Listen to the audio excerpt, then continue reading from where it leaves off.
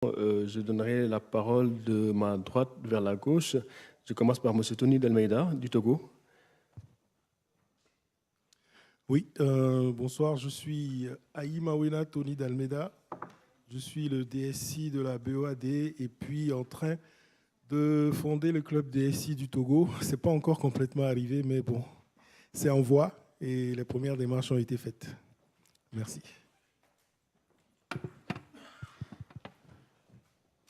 Merci Mamadou de nous avoir réunis aujourd'hui. Alors Mohamed Saad, je représente l'association des utilisateurs des systèmes d'information au Maroc et je suis directeur des systèmes d'information de la Bourse de Casablanca. Bonjour, je suis Henri Dagrin, délégué général du SIGREF.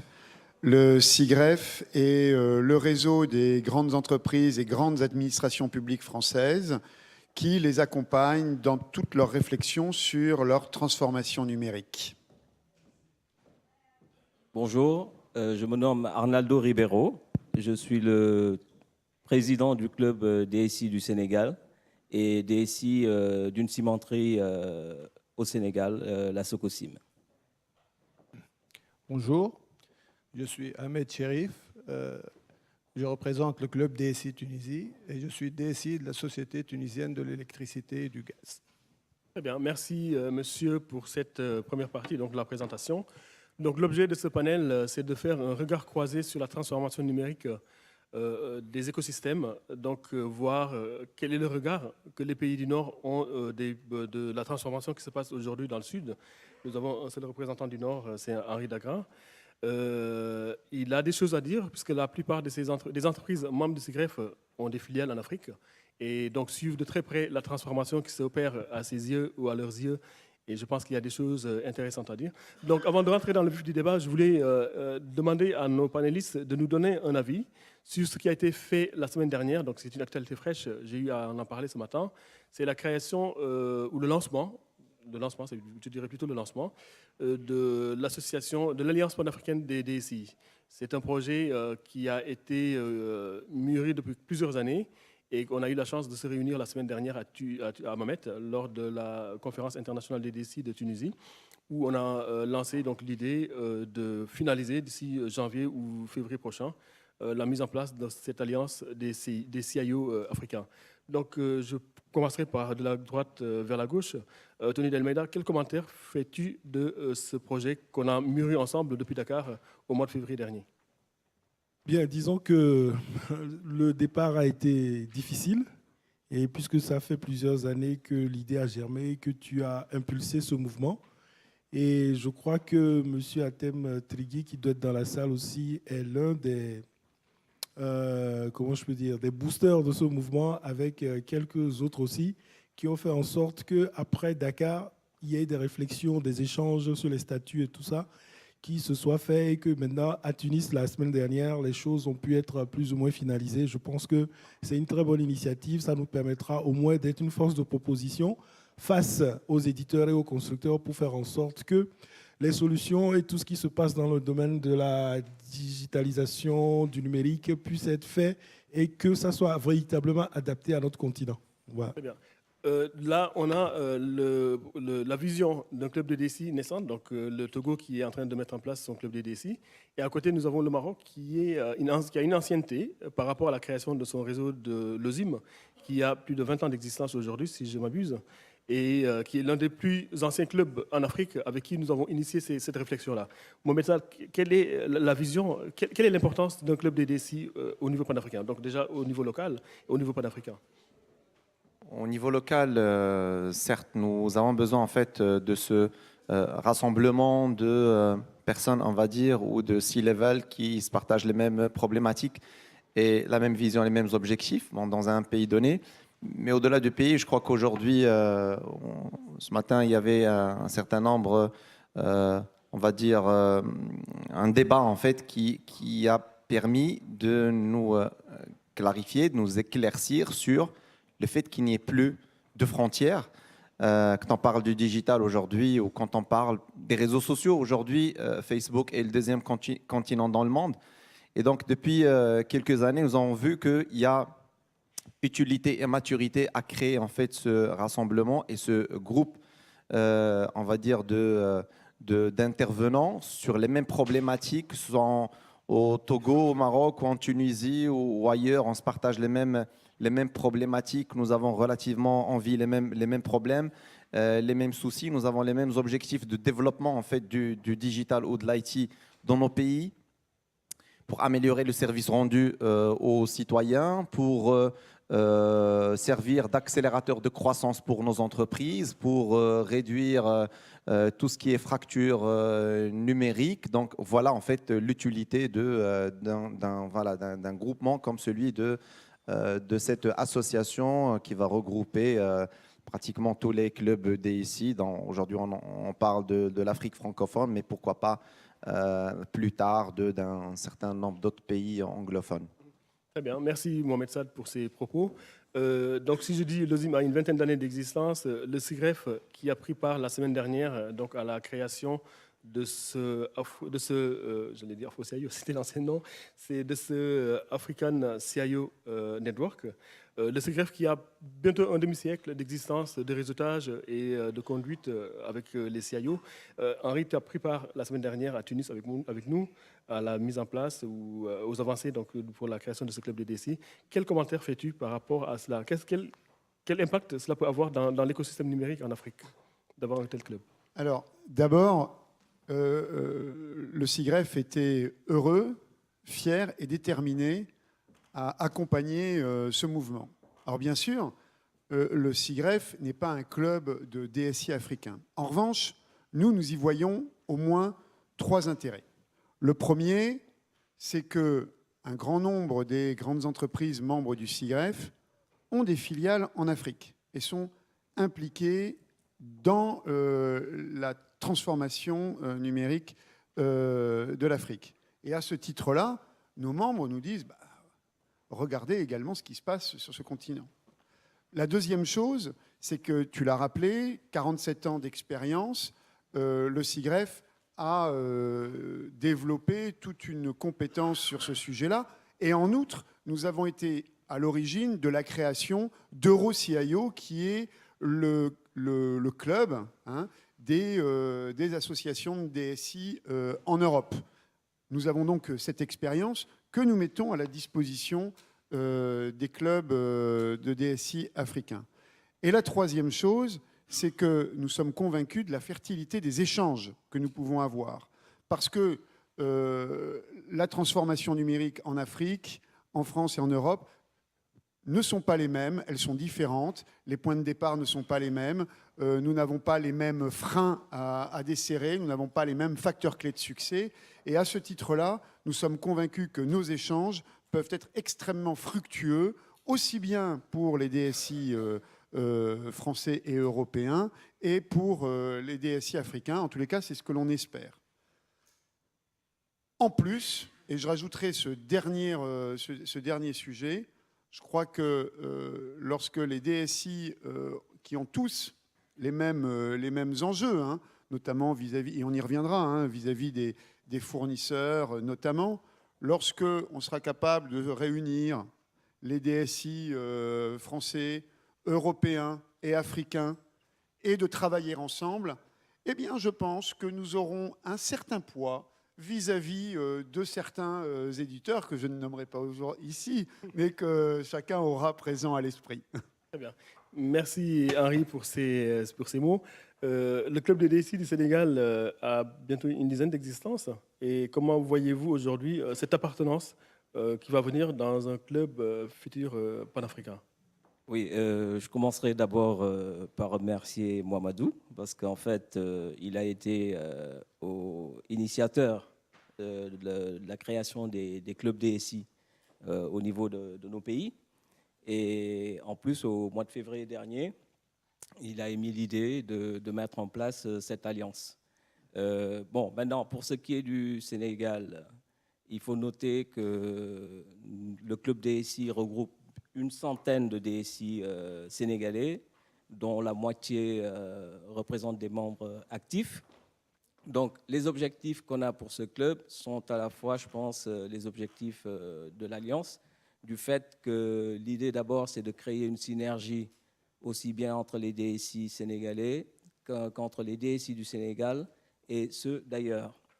Donc, nos partenaires africains au niveau des organisations régionales, sous-régionales, mais aussi dans le cadre de la francophonie avec la France, nous sommes nombreux à avoir fait ne serait-ce qu'une partie de nos cursus en France. Donc, il est important, à mon avis, que les DSI profitent de l'expérience déjà du SIGREF et aussi de l'OSIM. Le club DSI sénégalais, ça fait, comme l'a dit Mohamedou, une dizaine d'années, mais sur cette dizaine d'années d'existence, nous avons réellement 4 à 5 ans d'activité soutenue. Voilà, donc parallèlement à cet événement, nous aurons l'occasion d'échanger entre nous. Ce sera une étape supplémentaire par rapport à ce qui a été fait à Tunis.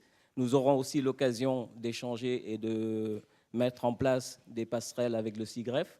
Je pense que plus on sera nombreux autour des questions, des défis qui nous attendent, plus on aura les moyens d'influencer les politiques régionales, sous-régionales, au niveau des organisations aussi, en faveur d'une évolution, je dirais, beaucoup plus pragmatique et beaucoup plus efficace par rapport à tout ce qui se fait dans le monde anglo-saxon. Merci Arnaldo. Je précise, comme ça a été présenté, ce n'est pas Atem Trigui qui est dans la salle, qu'on excuse, qui est un peu souffrant, qui est le président du club des DSI, qui devait être à la place.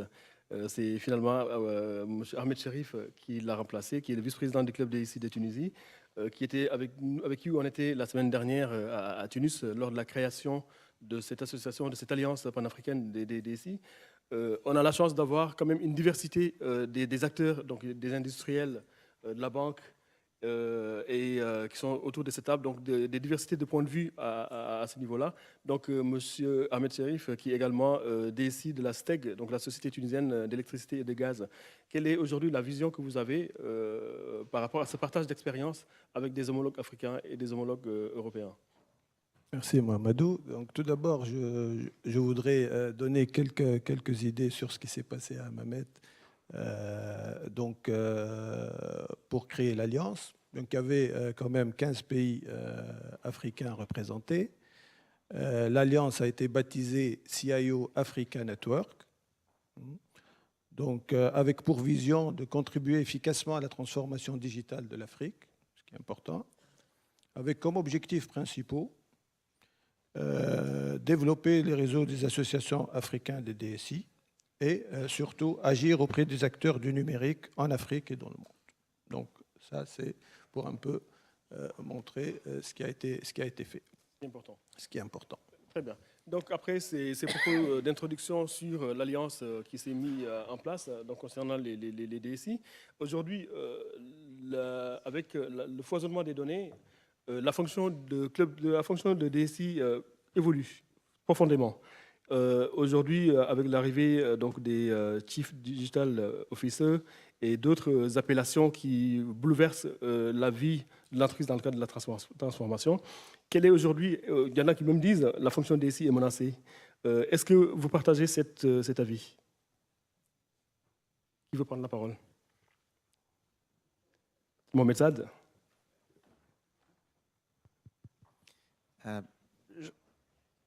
Déjà, il faudrait que tu changes le nom de ton magazine, hein, c'est Yomag.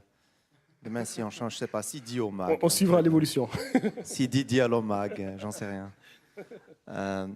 Non, en fait, nous, au sein de l'OSIM, on essaie un peu de faire, beaucoup de sensibilisation et d'enseignement à justement ces CIO, DSI, qui sont très proches de leur infrastructure, parce que vous savez qu'aujourd'hui, depuis 5 ou 6 ans, depuis 10 ans, on va dire, depuis un certain phénomène Amazon, où on a compris que la plateforme, on peut l'avoir d'ailleurs.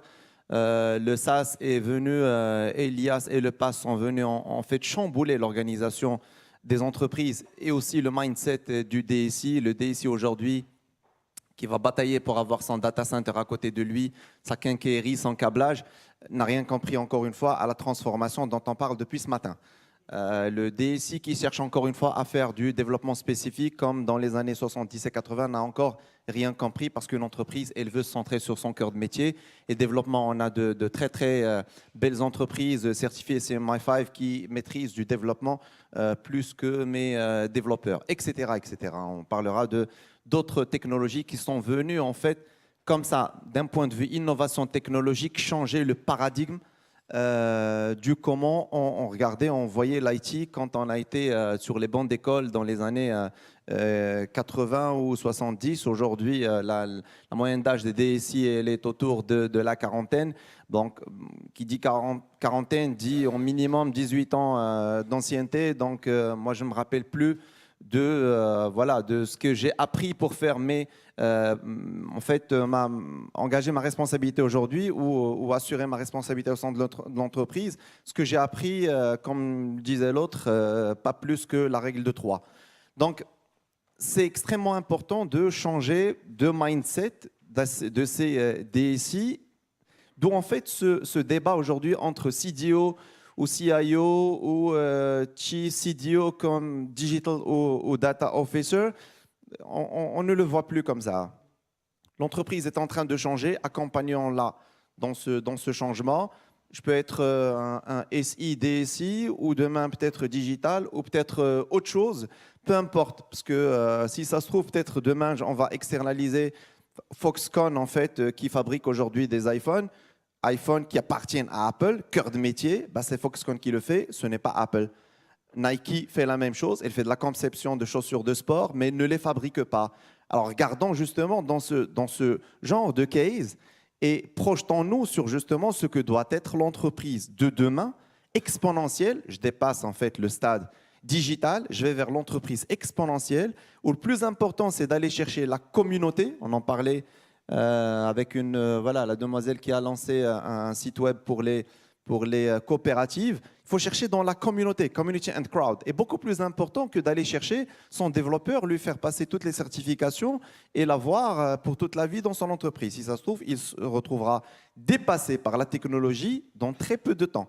Alors, le community and crowd, le leverage assets, donc cherchons dans les assets des autres, ce que fait Airbnb et Uber. Donc justement, dépassons en fait ce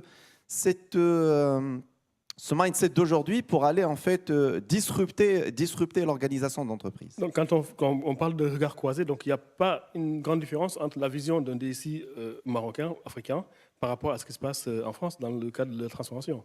Donc on voit que le mouvement se suit en Afrique aussi bien qu'en Europe. Alors, j'approuverai beaucoup de vos propos, cher monsieur, et notamment sur l'organisation de l'entreprise entre CDO, DSI, CIO. Aujourd'hui, s'il doit y avoir un manager de la transformation numérique, c'est bien entendu le dirigeant. Et le dirigeant, s'il n'est pas lui-même le porteur de ces transformations, s'il n'y en a pas qu'une, de ces transformations, et de cette capacité à évoluer, à se disrupter en permanence par les technologies digitales, eh bien, le CDO ou le DSI ne seront que des béquilles. Et donc, c'est un travail ensuite d'équipe. Alors, au sein de cette équipe, ce qui est important, et ça doit rassurer les DSI, c'est qu'il faut qu'il y ait un référent technologique, un référent de l'architecture et un référent sur la continuité d'activité. Et ça, je crois qu'au sein de cette équipe, déjà, si les DSI savent assurer cette fonction, ces trois fonctions, eh bien, il y aura, je crois, une équipe qui fonctionnera. Et c'est leur première tâche, dès aujourd'hui. Ce n'est pas demain, c'est dès aujourd'hui. La deuxième chose, c'est que dans le concept d'innovation permanente dans lesquelles la course à l'innovation, peut-être pas la course, mais en tous les cas, cette logique d'innovation absolument essentielle pour la compétitivité des entreprises, le DSI a une responsabilité éminente pour faire en sorte que l'entreprise puisse intégrer à l'échelle l'ensemble des sous-tendus technologiques de l'innovation. Ça, c'est également sa responsabilité dans le temps. Parce que combien peut-on... les exemples sont nombreux de ces innovations qui sont arrivées dans l'entreprise, mais derrière, il n'y avait pas de base saine. Et c'est à lui d'assurer cette régulation de l'innovation au sein de l'entreprise. Non pas d'être l'empêcheur, comme ça a pu être le cas il y a encore quelques années, mais bien le régulateur de l'innovation et celui qui va accompagner son passage à l'échelle. Dans cet écosystème, on voit également les métiers prennent de l'avance dans les schémas de digitalisation. Quelle est la coopération future que vous voyez, ou même aujourd'hui, entre le DSI et les différents métiers? Oui, alors pour moi, en complément de ce qui a été dit, je pense que le DSI doit faire ce qu'il sait faire normalement, c'est anticiper.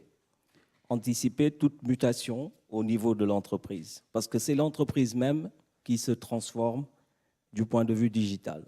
Et le DSI, il occupe déjà une place importante, qui est une place transversale. Il joue un rôle transversal et il participe à la stratégie de l'entreprise. Donc, je pense qu'il est important déjà que le DSI favorise avec les métiers, avec les RH, la naissance ou bien l'acquisition des basiques d'une culture numérique. Ça, c'est un problème au niveau des entreprises. Et qui parle de culture numérique, on pense d'abord aux décideurs, parce que, comme ça a été dit, si le manager principal n'adhère pas à ces idées de transformation, le DSI, il ne pourra pas faire grand-chose. Donc, c'est très important qu'il anticipe pour sensibiliser, favoriser l'épanouissement des métiers en mettant les garde-fous du point de vue technologique, parce que ce qu'il y a, c'est que la sécurité, c'est aussi un enjeu important sur lequel le DSI doit veiller. Très bien. Un commentaire, Ahmed Cherif, par rapport à ce qui a été dit? Moi, je vais plutôt parler d'une expérience terrain, puisque à ce niveau-là, donc au niveau de la transformation digitale, nous à l'ASTEC, donc on a commencé à faire notre transformation digitale par un méga projet qui est le projet Smart Grid, donc c'est-à-dire le projet de compteurs intelligents et de réseaux intelligents.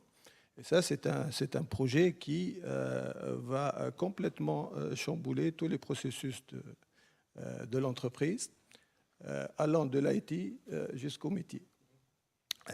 Et là, on commence à voir cette vague venir et à la vivre tous les jours. Et le rôle du DSI dans tout ça, et mon rôle en particulier, c'est un peu d'appréhender les métiers, de les accompagner et d'être au plus auprès d'eux. Donc à ce niveau-là. Très bien. Tony Dalmeida, la banque, par essence, est souvent en avance par rapport à l'industrie, aux autres secteurs dans le schéma de numérisation. Aujourd'hui, comment vit la BOAD, la Banque Ouest-Africaine de Développement, par rapport à ces changements qui sont en train de se mettre en place? Disons que la BOAD n'a pas le choix. Elle doit s'inscrire dans cette dynamique. Et je pense que ça a commencé par le premier manager de la banque qui n'a pas arrêté, donc depuis quelques années déjà, d'insuffler, d'encourager les formations, de faire en sorte qu'il y ait, comment je peux appeler ça, une sorte de détection de talent. Et il n'arrête pas de dire qu'il faut que la DSI soit plutôt un moteur de l'innovation et que les DSI, notamment moi, j'ai dû faire ma mue, et m'orienter business d'ingénieur informaticien que j'étais à la base. Je suis devenu analyste financier et tout, afin de me moudre dans ces process-là et de faire en sorte que plutôt que d'être un frein, comme on l'a dit tout à l'heure, d'amener la technologie vers la banque, plutôt que les utilisateurs qui sont déjà en avance, comme on l'a dit, ils ont des trucs par là, des trucs à gauche, à droite, que ce soit eux qui nous proposent des technologies. Nous, on doit anticiper par rapport à tous les nouveaux produits, à tous les nouveaux marchés que la banque, en tant que business acteur des finances, veut conquérir. Donc, c'est dans cette optique que se situe actuellement la Banque Ouest-Africaine de Développement, et elle met en place des fonds de soutien à la transformation digitale dans la zone UEMOA, par exemple. Donc, c'est un projet qui est en cours avec KfW et qui verra bientôt naissance. Voilà ce que je peux dire sur ce cas particulier. Tu as parlé d'un point important, c'est la maturité des clients qui apportent la technologie, également l'arrivée d'autres technologies comme le cloud, le big data, etc., qui mènent l'entreprise dans aujourd'hui ce qu'on appelle l'entreprise étendue. Et donc, qui dit entreprise étendue parle donc des risques d'attaque et de cyberattaque, donc avec la fragilité qu'on connaît des systèmes. Quel est aujourd'hui le niveau de maturité des entreprises pour faire face à ces enjeux de cybersécurité? Alors, en matière de cybersécurité, je pense que moi, je vois la chose à deux niveaux. Il y a d'abord les problèmes juridiques, comment je peux dire, les réglementations, ainsi que le problème économique. Pourquoi je parle de réglementation? Parce que dans la sous-région ouest africaine que je connais le mieux, il y a des efforts qui se font, mais les gens ne sont pas suffisamment formés pour pouvoir détecter les types d'attaques, pour pouvoir faire face à ce nouvel espace, à ce nouveau marché qui se présente aux uns et aux autres. Et il faut mettre en place des réglementations. Vous savez que dans notre sous-région, quand il faut voter une loi au Parlement, ça prend du temps. Il y a beaucoup d'avant-projets de loi qui sont et qui dorment toujours encore dans les assemblées. Donc, il y a ce manque-là, mais il y a des efforts qui sont faits de part et d'autre. Et puis, en matière, je peux dire, économique, il y a aussi des agrégats qui se font pour mettre en place un écosystème qui soit beaucoup plus fort. Donc, il y a des entités qui se mettent ensemble. Il y a des échanges d'experts entre les différents pays qui se font. Il y a des séminaires, les forums IT en sont un. Je crois qu'il y a des efforts qui se font dans ce sens-là. Je peux m'arrêter ici pour le moment. L'activité bancaire n'est pas très loin d'une place financière comme la Bourse de Casablanca. Mohamed Saad, en tant que DSI de la Bourse de Casablanca, comment faites-vous face à ces risques d'entreprise étendue liés à la cybersécurité? On est on va dire en process continu de sensibilisation, de mise à jour, d'update, que ce soit de l'infrastructure ou du facteur humain. On a choisi depuis 3 ou 4 ans d'aller sur on va dire un standard international qui est ISO 27001. Et donc, voilà, qui consistait à mettre en place un système management de la sécurité de l'information SMSI et un plan de continuité aussi conforme aux best practices. Nous sommes obligés parce que, comme tu l'as très très bien dit, notre système d'information n'est pas confiné qu'à l'intérieur de notre building. Un système d'information d'une bourse, c'est-à-dire son matching engine, il est connecté à ces sociétés de bourse, à ces brokers. Et donc, moi, le système d'information, il est étendu justement. Il va chez mes clients directs, mais au-delà des clients directs, il y a les clients finaux, les investisseurs qui passent à travers la bourse en ligne. Donc, quand on voit, en fait, Et puis, nous sommes aussi connectés à des revendeurs de data, donc les Bloomberg, Reuters, etc., etc. Donc, c'est un système d'information qui est hyper étendu. J'ouvre, en fait, moi, des gateways et des API pour que mes clients s'intègrent chez moi et que les autres, puisque nous sommes sur un marché et une activité qui est très, très, très sensible à la latence et donc à la rapidité d'exécution. Et donc, nous sommes obligés de mettre en place les mesures nécessaires, les politiques, les procédures, la sensibilisation nécessaire. Donc, on a trouvé dans le référentiel, le 27001, un bon facteur clé de succès. Ça n'arrête pas à 100%, parce que risque zéro n'existe pas. Ça n'arrête pas à 100% en fait les vulnérabilités, mais ça réduit énormément puisque bon, la sécurité fait partie de notre, voilà, c'est du quotidien, c'est du day-to-day. Vous rentrez dans notre building, vous allez trouver des choses qui sont placardées. Quand il y a un stagiaire ou quand il y a un fournisseur qui vient en fait intervenir chez nous, il doit passer par des procédures de sensibilisation, des quiz. Donc voilà, donc il y a un certain nombre de bonnes pratiques et donc ce n'est que comme ça que on arrive un peu à réduire le risque et donc à colmater en fait les vulnérabilités. Merci Mohamed. Henri, en plus de ta casquette d'administrateur délégué du SIGREF, tu es également un expert en cybersécurité. Et quel regard portes-tu sur ces aspects d'entreprise étendue par rapport aux risques liés à la cybersécurité? Bien entendu, il y a toutes les bonnes pratiques que vous avez rappelées. C'est absolument essentiel. Mais je pense que les DSI ont une responsabilité éminente dans ce domaine-là et qui va au-delà des bonnes pratiques professionnelles. Je voudrais donner plusieurs exemples. D'abord, ils ont une responsabilité aujourd'hui d'explication de ces phénomènes avec le bon niveau de langage adapté à leur COMEX, à leur conseil d'administration. Et si ce n'est pas eux qui le font, personne ne le fera. Donc il faut que vous preniez le pouvoir, les DSI, pour avoir cette capacité à expliquer ces phénomènes à vos dirigeants dans vos entreprises. Et puis, il faut éclairer également la compréhension de ces phénomènes. Et il ne s'agit pas uniquement de bonnes pratiques professionnelles qui sont aujourd'hui bien connues, mais il y a plusieurs sujets qu'il est nécessaire d'appréhender. D'abord, c'est celui de la compréhension de la géopolitique de la cybermenace. Hein. Et si ce n'est pas vous qui vous saisissez de ces sujets-là, personne ne le fera. C'est une géopolitique qui est complexe, hein, et qu'il est absolument nécessaire de développer chacun dans vos zones, mais également au niveau mondial. Également, à travers ces enjeux de géopolitique, il y a des questions, et je rejoins ce que vous disiez, de droit. Il n'y a pas de droit international public pour lutter contre la cybercriminalité, les cyberagressions, la cybermenace. Ça, c'est un grave défaut de notre communauté internationale. Et donc, par plaque géographique, mais ensuite, au niveau mondial, il y a chacun de nous, nous ressentons ce besoin impérieux de développer ce droit international public qui permettra plusieurs choses. D'abord, d'avoir un code de bonne conduite, hein, qui n'existe pas aujourd'hui ou qui est extrêmement parcellaire. Qui permettra de faire des attributions d'agression. Hein. Ce n'est pas parce qu'il y a un code de la route qu'il n'y a pas des gens qui ne le respectent pas. Mais à partir du moment où il y a un référentiel donc, du droit international public en la matière, on saura dire qui transgresse et qui respecte. Hein. Et puis alors, il y a un sujet qui est vachement grave.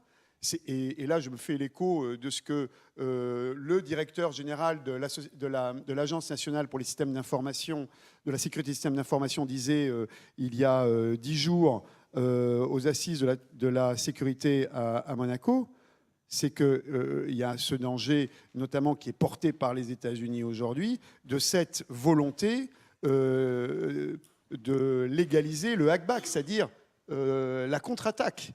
Avec derrière tout un marché, hein, des armes cyber.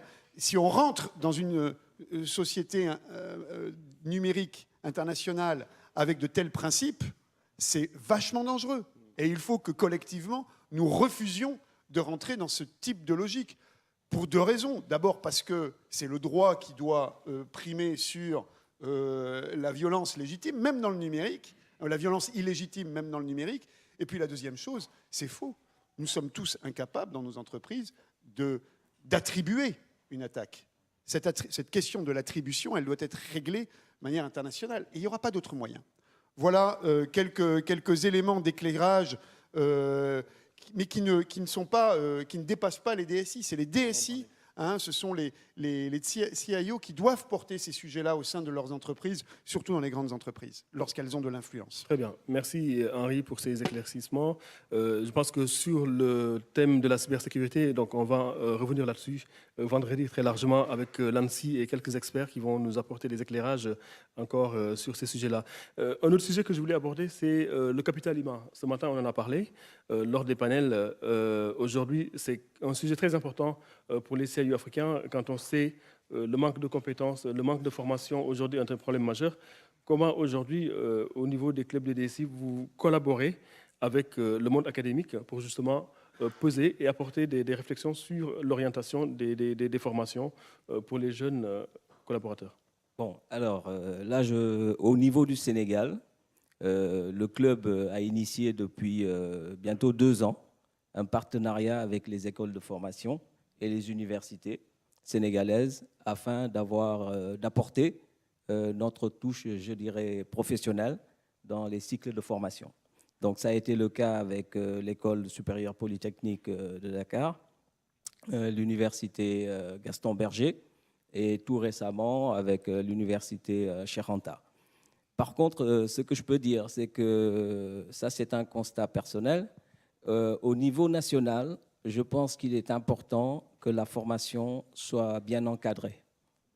Parce que ces temps-ci, étant donné que la cybersécurité est devenue quasiment une mode, au-delà de la réalité des risques, il y a des écoles qui s'octroient cette fonction, comme quoi ils peuvent former du personnel en cybersécurité. Donc je pense qu'il y a déjà un rôle au niveau de l'État, sénégalais tout au moins, dans l'encadrement de ces octrois d'autorisation, moyennant un certain nombre de règles de contrôle dans la formation. L'autre point, c'est de pouvoir favoriser aussi le retour, comme on l'a dit ce matin, des compétences.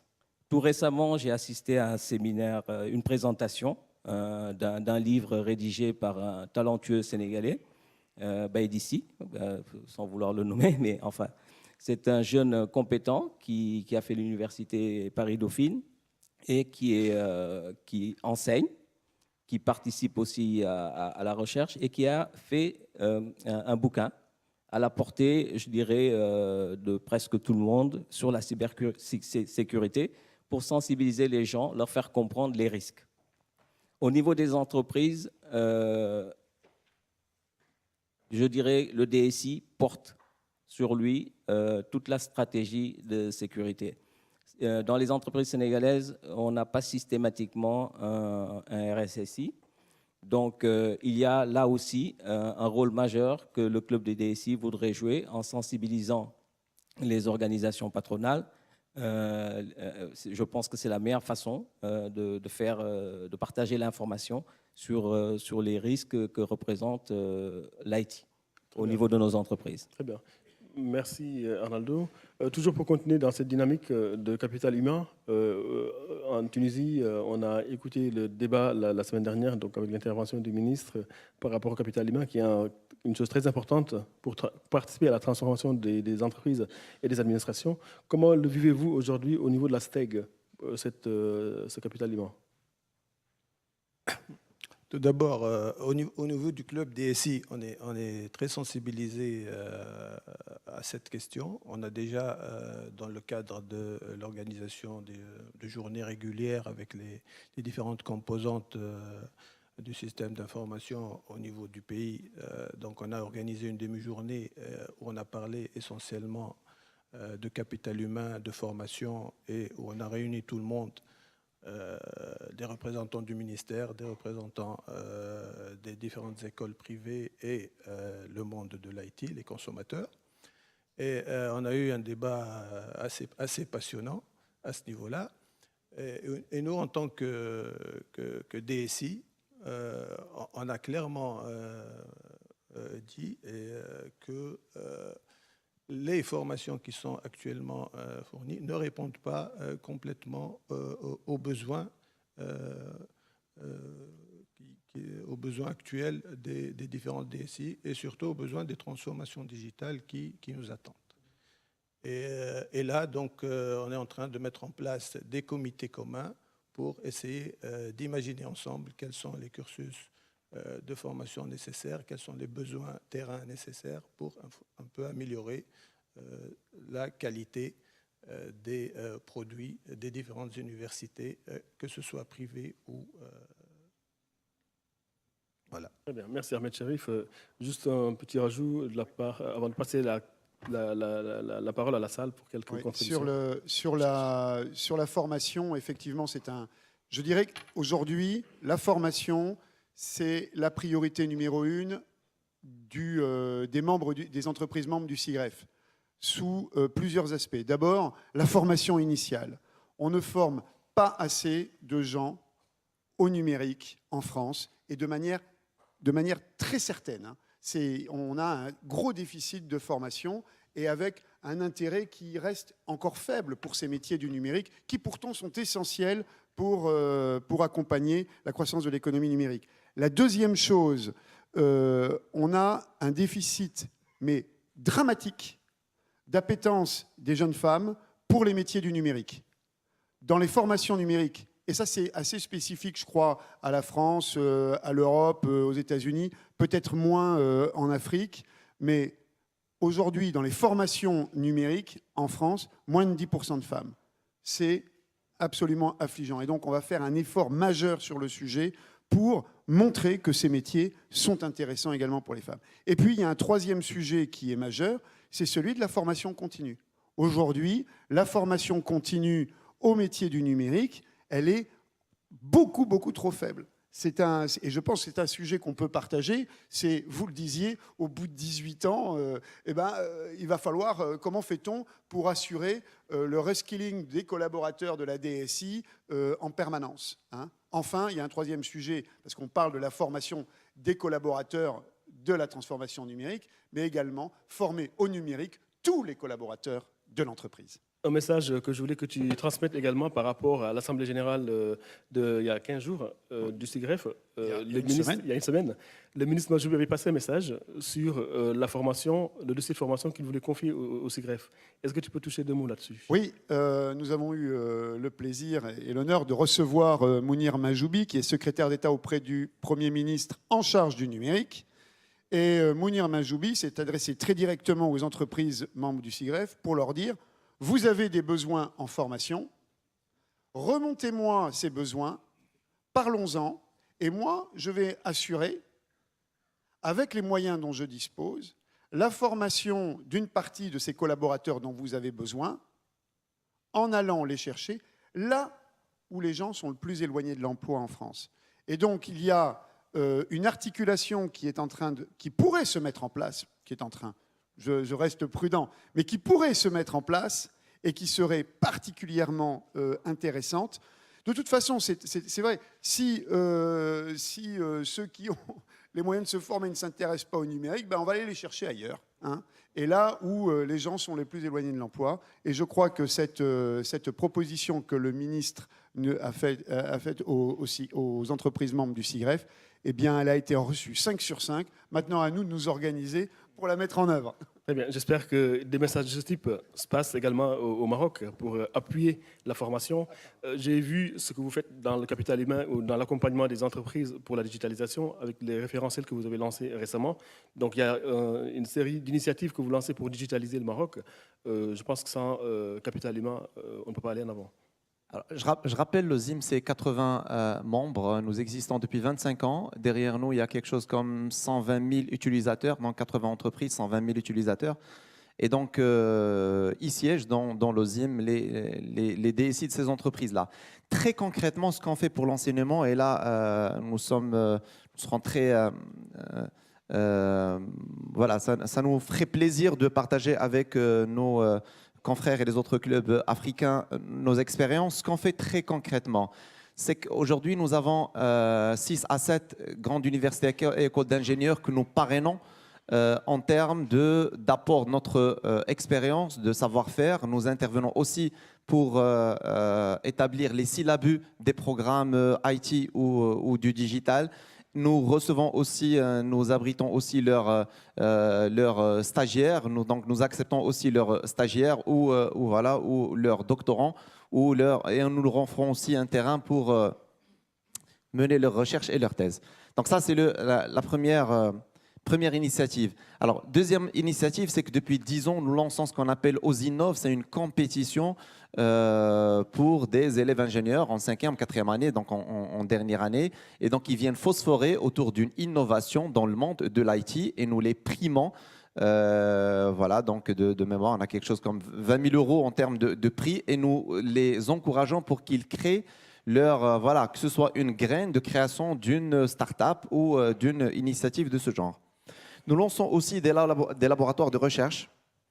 Et un des labs que nous avons lancé en 2017, c'est un blockchain lab avec une école d'ingénieurs. Donc, nous avons comme ça 3 entreprises, donc 3 terrains fertiles pour recevoir les expériences, donc 3 membres OSIM, en plus d'une école d'ingénieurs. Et donc, nous travaillons sur des expériences, des cases en blockchain.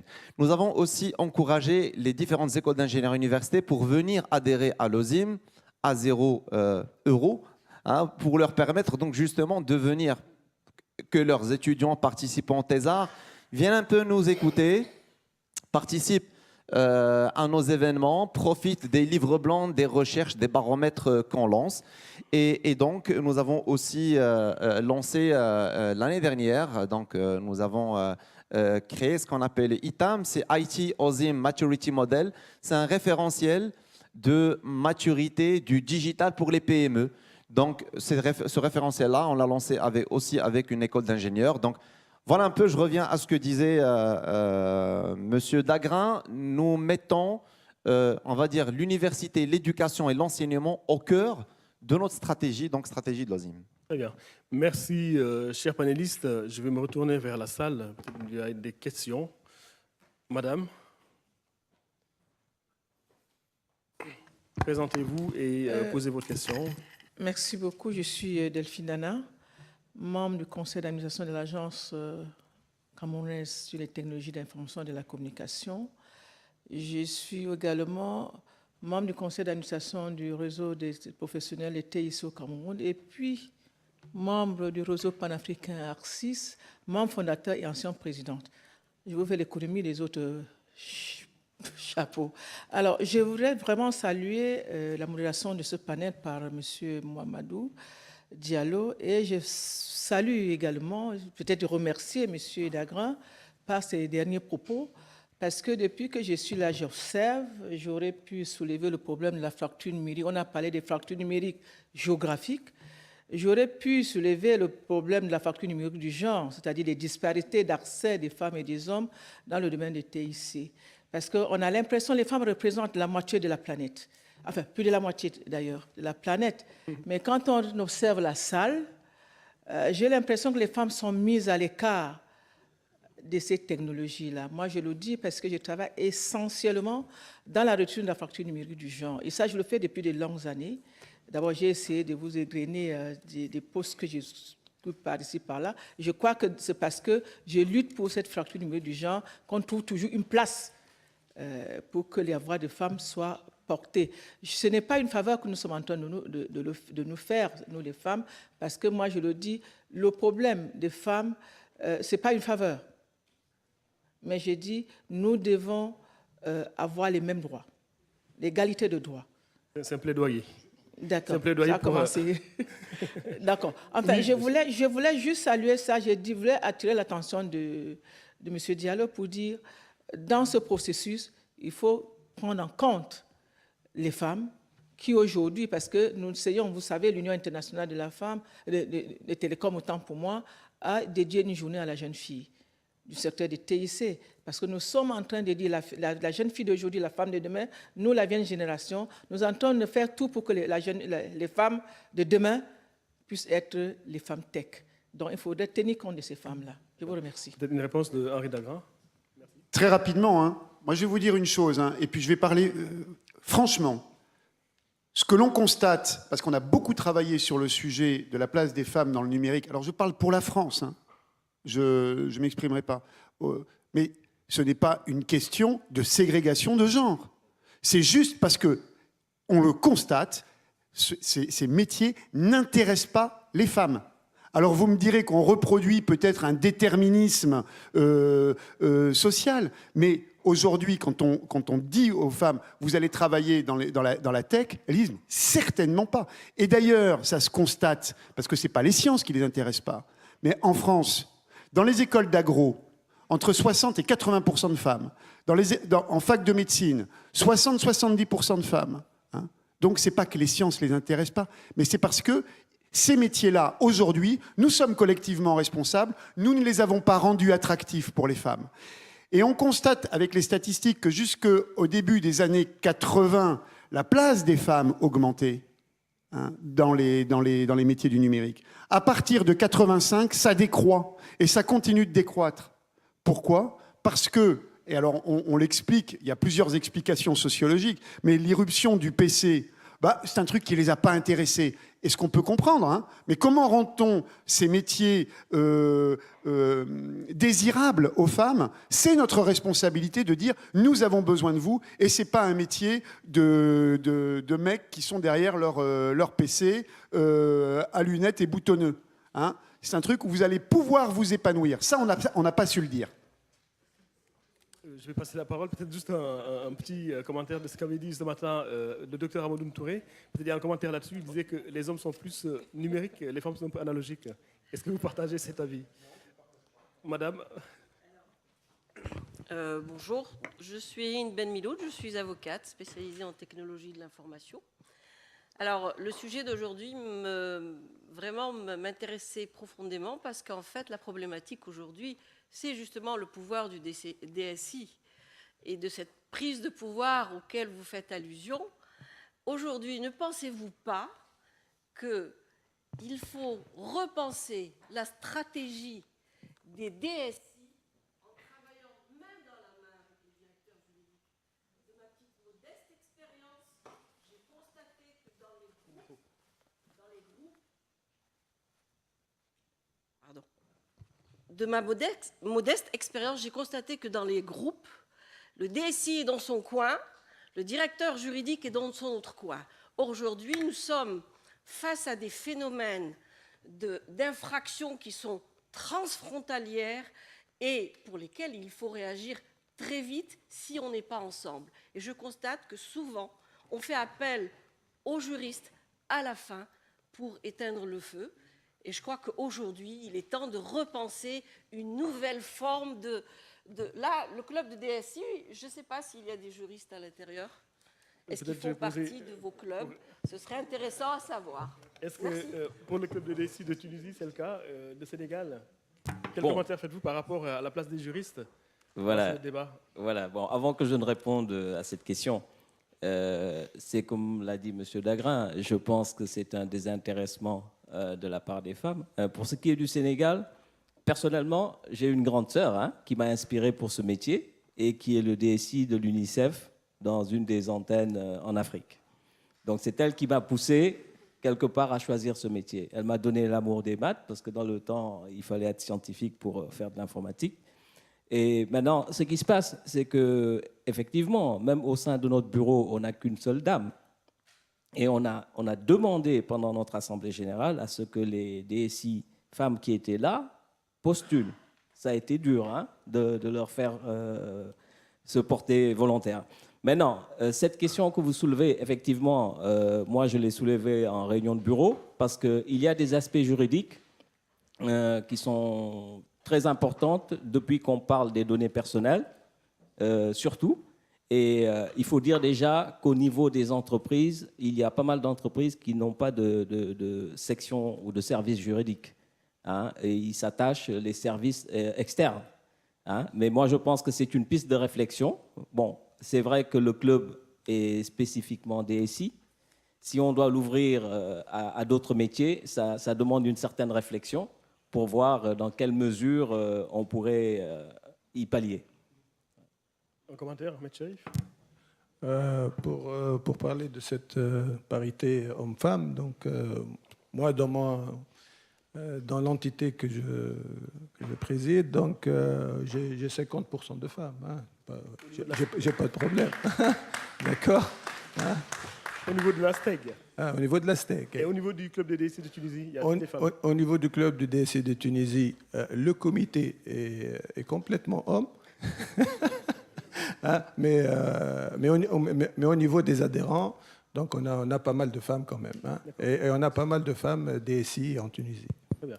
Donc on a une autre femme, Madame Salwa Karkri du Maroc, qui dirige l'un des syndicats. Je parle des syndicats. Merci. Enfin, je vais prendre la parole plutôt en tant que, je ne peux pas m'empêcher, en tant que présidente fondatrice de la FEM, qui est l'Association des femmes entrepreneurs du Maroc, dont je suis la présidente d'honneur, que j'ai créée en 2000 au Maroc. Et en fait, c'était pour encourager l'entrepreneuriat féminin avec des incubateurs à travers tout le pays. Et il y a de plus en plus ces dernières années, en fait, des projets innovants qui sont portés par des femmes. Et je pense que c'est justement le fait, c'est un secteur où la femme peut pallier et joindre l'utile à l'agréable, donc la vie familiale, grâce justement aux technologies de l'information, grâce à tout ce que ça peut offrir. Ce qu'il y a, c'est que quand on ne voit pas assez de femmes sur des strates, comme le cas d'aujourd'hui, parce que jusqu'à maintenant, j'étais la seule femme au niveau de l'estrade, ce n'est pas parce que les femmes ne sont pas là. En fait, les femmes ne sont pas, je veux dire, ils sont pas assez visibles. C'est ça le problème. C'est qu'il y a énormément de femmes, mais elles sont pas assez visibles. Et nous, la FEM, c'était justement l'objectif. Et moi, même au Maroc, je suis donc la présidente de la seule fédération sectorielle au niveau du patronat, c'est-à-dire que je suis la seule femme, parce qu'il y a plusieurs secteurs d'activité. Je suis la seule femme présidente. Les femmes, jusqu'à maintenant, ne cherchent pas, je dirais, à la visibilité, ne cherchent pas à se présenter aux élections, ne cherchent pas le titre, ils cherchent moins le pouvoir que les hommes. Ça, c'est très, très important. Donc, c'est un peu ça qu'on voudrait un peu essayer de changer en disant toujours aux femmes que les portes ne sont pas fermées à clé, mais vous, les hommes, vous les fermez, mais pas à clé. Mais c'est à nous de les pousser. Donc, ils ne sont pas fermés à clé. Donc, on doit, nous, en tant que femmes, les pousser. Donc là, vous êtes plusieurs associations de DSI. Je pense qu'il n'y a aucune association de DSI qui est présidée par une femme. Donc, au prochain mandat, pensez à présenter une femme chez vous. Merci. Excellent. Je voulais... Il y a le Congo RDC où la dame, c'est une dame qui pilote le comité pour le club des DSI du Congo RDC. C'est l'exception. Je voulais... Peut-être juste un commentaire avant de passer la... Merci. Je voulais rassurer les dames, madame et puis madame, pour dire que dans le club des DSI du Togo en formation, dans nos statuts, nous avons prévu un quota pour les femmes. Donc, je voudrais vous rassurer que c'est déjà... non, il y a déjà des candidatures et je pense que ce sera déjà un premier pas. La deuxième chose que je voudrais dire aussi, pour apporter une petite contribution au débat, c'est que dans le club des DSI, il y a des questions réglementaires qui sont quand même débattues au sein de ces clubs de DSI. C'est vrai que ce n'est pas formalisé qu'il y ait des juristes, c'est vrai qu'on a pensé d'abord, mais nous avons des conseillers ou bien des personnes de ressources qui sont des gens qui sont dans le cadre juridique. Mais votre question, nous la prendrons en compte et puis nous allons voir comment faire pour améliorer les choses. Merci, madame. Merci. Henri Dagrin, un commentaire avant de passer la parole. Pour répondre à votre question, qui est tout à fait importante, hein, mais je vous le disais tout à l'heure, ça ne marchera que si on a un leader numérique qui est le dirigeant lui-même. Et ensuite, les interactions, elles sont effectivement entre le DSI et le directeur juridique, mais également entre le DSI et le DRH, entre le DSI et le DAF, entre le DSI et les directeurs métiers. Bien entendu, si toutes ces relations n'existent pas dans l'entreprise, c'est l'entreprise qui ne fonctionne pas. Et c'est le patron qui ne fait pas son métier. Très bien. Merci. Une question de Anne Bellon avant monsieur. La dernière question, Anne. Bonjour, Anne Bellon, CFAO Technologies. Donc, je voulais apporter une réponse à M. Dagrin, une note un peu positive, même si ce n'est pas suffisant. Nous, chez CFAO Technologies, très clairement, moi j'ai longtemps travaillé sur les marchés français. CFAO Technologies, on a plus de 600 personnes en Afrique de l'Ouest, en Afrique centrale, et on a sur les profils techniques, réellement, un taux de femmes qui est très largement supérieur à ce qu'on peut constater en France. Je pense qu'on est, je n'ai pas les chiffres exacts, mais on est très facilement à 30-40%, et sur des fonctions de chef de projet, de responsable avant-vente. Donc, je pense qu'il y a vraiment une vraie différence pour le coup. Ce n'est pas encore suffisant, mais en tout cas, on constate que... Et même quand je vais en rendez-vous avec des clients, il y a beaucoup de DSI, comme la sœur de monsieur, qui sont des femmes. Moi, c'est ce que je constate par rapport au marché français. Il y a vraiment une évolution qui est extrêmement forte et on va beaucoup plus loin dans le rôle des femmes. Eh bien, voilà un sujet sur lequel nous voulons nous inspirer de nos partenaires africains. Et qu'est-ce que vous voulez faire l'année prochaine, la cause nationale? Oui, on lance en France, avec le soutien notamment de Mounir Majoubi, on va labelliser l'année 2018 grande cause nationale pour la féminisation des métiers du numérique, avec toutes les associations numériques en France. Et donc, c'est un mouvement qu'on a lancé la semaine dernière, que l'on va accompagner sur toute l'année 2018. Bravo. Une dernière question, s'il vous plaît, parce qu'on a débordé dans le temps. Juste une dernière question. Voilà, je me présente Iheb Beji. Je suis le CEO en fait, d'un groupe privé installé en Tunisie qui travaille sur l'Afrique, un groupe d'une centaine de personnes. Ça fait 20 ans qu'on travaille en fait sur, on va dire, le numérique. On a commencé par le multimédia, donc un mot qui n'est plus utilisé. Je vais rebondir en fait sur la thématique. Est-ce qu'on va réinventer la thématique plutôt le rôle en fait du DSI? Je pense que à travers notre expérience, parce qu'on a vécu en fait les débuts des années 2000 où les sites web c'était des supports de communication. Après, il y avait les sites statiques, e-commerce, agence web marketing. Et là, on est sur le e-business. On est sur une vraie transformation et révolution digitale. Donc, ce n'est pas en fait le DSI qui va réinventer son métier, mais c'est plutôt toute l'entreprise, à mon avis, qui va en fait travailler en collaboration. Il faut que le top management de l'entreprise soit en fait sensibilisé par rapport à cette révolution. Et ce n'est pas un rôle, en fait, ce n'est pas le rôle du DSI, c'est le rôle de tout le monde. Donc, ça touche même le management. Aujourd'hui, on parle de lean management. Donc, si on ne va pas collaborer, si on ne change pas le type de management, on ne peut pas en fait travailler sur des modèles économiques qui sont en fait conçus pour 3 ans. Donc, je pense que vraiment, il faut savoir que c'est une vraie révolution et ce n'est pas en fait la thématique DSI, qu'est-ce qu'il va faire, la fiche fonction DSI, mais c'est vraiment une révolution. Et merci. Merci bien. Madame Lady, qui modère ce panel, qui modère la journée, a une question qui lui brûle les lèvres. Donc, on lui laisse la parole. C'est gentil.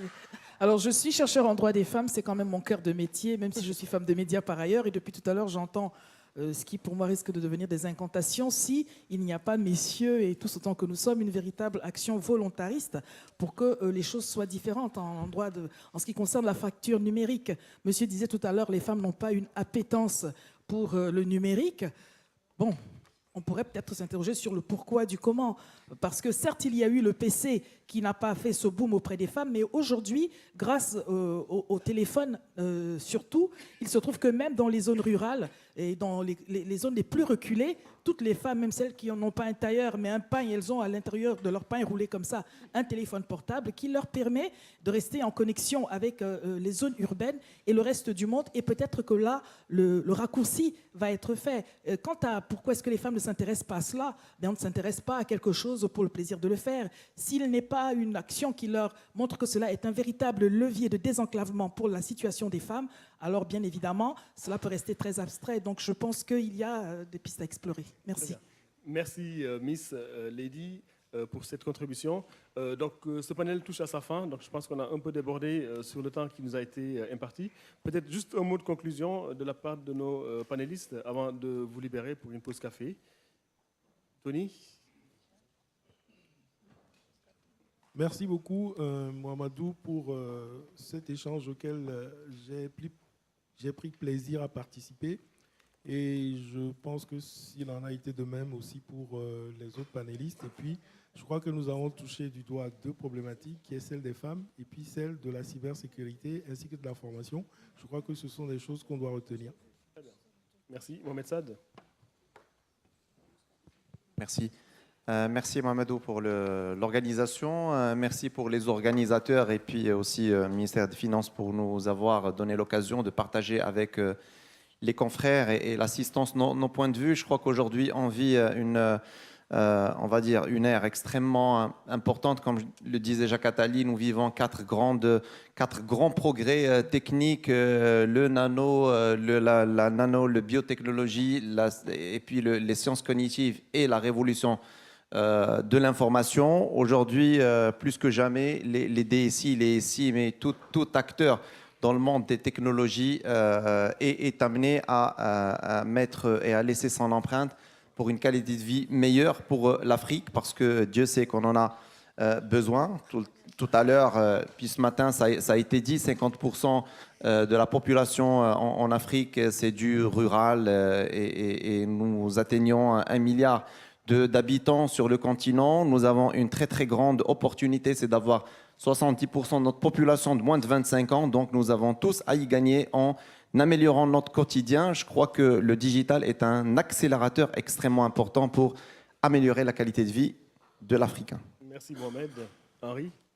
3 choses. La première, je trouve absolument formidable de travailler dans la francophonie sur la transformation digitale. On est, avec ces 2 thèmes de la francophonie et du numérique, sur les 2 mégatrends, pardon pour l'anglicisme, du 21e siècle.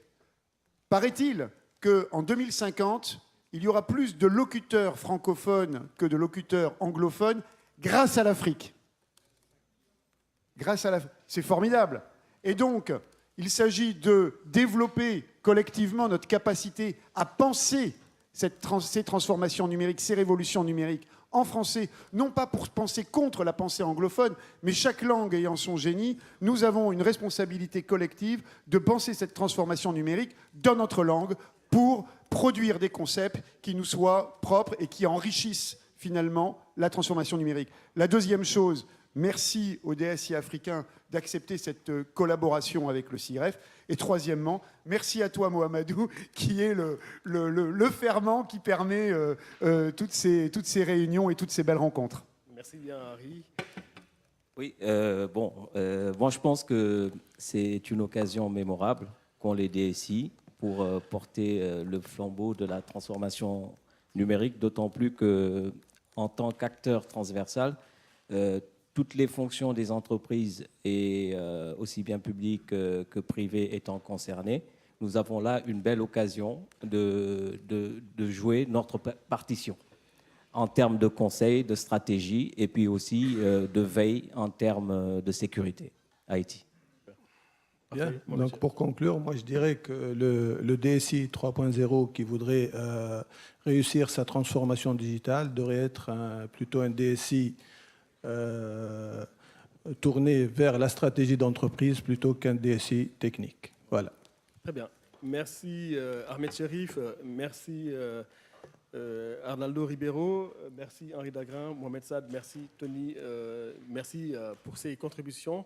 Je pense que dans les référentiels qu'on va distribuer à la fin, donc on va consigner l'ensemble des choses, l'essentiel des choses qui ont été dites pour le partager avec le plus grand nombre de personnes.